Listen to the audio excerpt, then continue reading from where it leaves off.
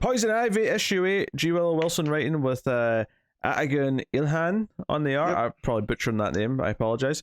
Alright, you read this, Matt. Take it away. Yeah, so change in art, which first thing I'm gonna say, it's not Takara, and it's a little bit sometimes closer to Rosmo. So that was a big disappointment, and otherwise really fun book, because we're finding out that earlier, I want to say it was at the end of December, so last week at this point, but Wilson had said that this book was supposed to only be a one shot, and then that one shot became a miniseries, then that miniseries became a maxi series, and then that became something else. So this is starting to feel like a piece of a bigger story that's going on with Ivy. And this feels like not that it causes the story to halt, but this picks up on threads that I feel like Wilson wasn't going to get to, that had started in that one shot. So in that one shot, and I had to go back and check this, is that when Ivy's doing the stuff in Gotham, there's a lady that works in HR that she takes mercy on and lets go. So as she gets, turned into the green, because at the end of the last issue, the one lady she's there investigating, that was not a disciple, but learned also from Woodrue, like Pam had, that she taps into the green, and turns out this lady from HR happens to be working for this company now.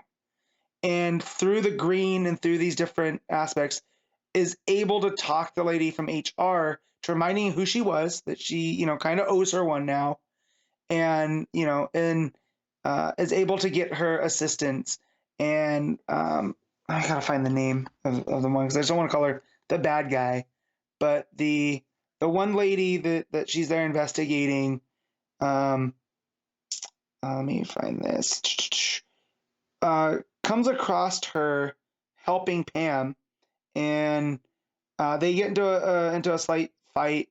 But we find out that she did come to work, but she's been really mistreated by her, and that she's there basically working for insurance because she found out that she has a growth on her liver and that she needs this job. But the fact that, she doesn't agree with a lot of what the company is doing and how this woman has treated her, that she's going to help out Pam anyways, even if it's, at a detriment to her, because it's the right thing to do. And her boss tells her, you think that you're going to help this monster. And she's like, well, but between the two, I'd rather take my chances with this monster than you. And she frees Pam with, this. There's a counter agent that gets all of the, the green that was covering her, the lamia spores and whatever. It breaks those off to where Pam's able to go chase, her name's Crawley, to chase Crawley down through her big elaborate mansion. And she chases her into the cornfield, which is, that's the thing that she was altering with this chemical. And, Pam just runs her down for saying, you're poisoning the people of the town, but you think that you're helping them, and that's all you seem to care about. And it's really Wilson commenting on how these big agricultural companies come into smaller communities and make it seem like they're doing them a favor when they're really making things worse.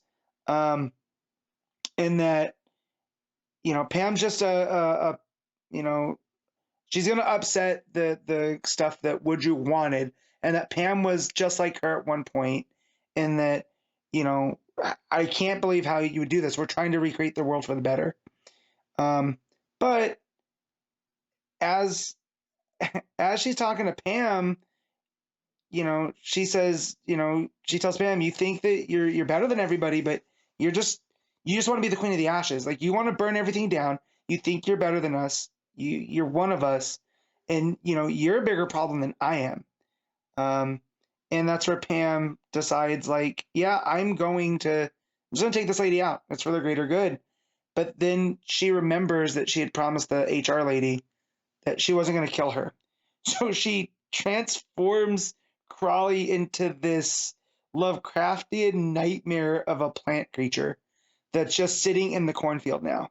And she's like, well, she's not dead, so it's this meeting. And Pam comes back and she's back in her human guise and in her coveralls, and the lady starts crying. She's like, "Yeah, well, I have nothing left now. Like, I've just jeopardized my job. I have no boss. Like, the business is gonna fall apart.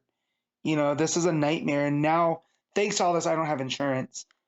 Um, so Pam reminds her that, you know, she went to medical school before she was into the plant stuff. That's what led her to Woodrue, and that she knows a lot of people up in the Pacific Northwest, and that let her call in some favors because they owe her some stuff.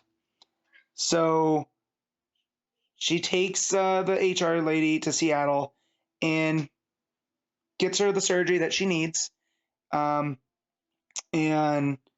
it ends with the lady waking up out of surgery, and you know, she goes, "Oh, I didn't expect you to be there." As Pam's sitting next to her bed, she brings her a cactus, as you know, as a symbol of what they had gone through, and asks how she's feeling.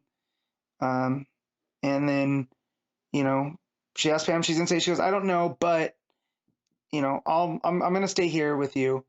And the HR goes, even if I fall asleep, she goes, "I'll stay with you as long as you need me to."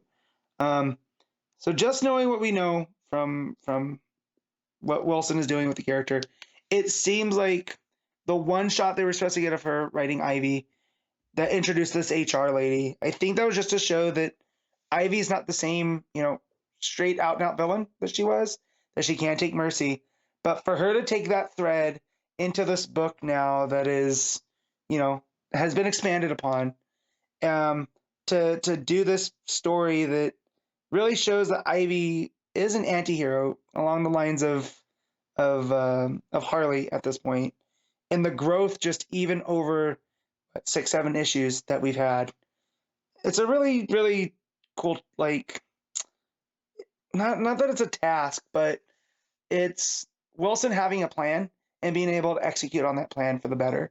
Because this is a book that, despite, you know, I don't know how many people are reading it, the people that are seem to be really, really enjoying it and singing its praises. So, as an Ivy fan, that makes me very excited. And the fact that, you know, we kind of know that she's an anti-hero, but we're feeling that journey as it unfolds, is that she had started this book as, I'm going to destroy the world with you know, mushroom spores that turn people into zombies, to now, like, well, no, I need to save the world from the worst of it, you know, even if that means at my own detriment. It's a real fun story.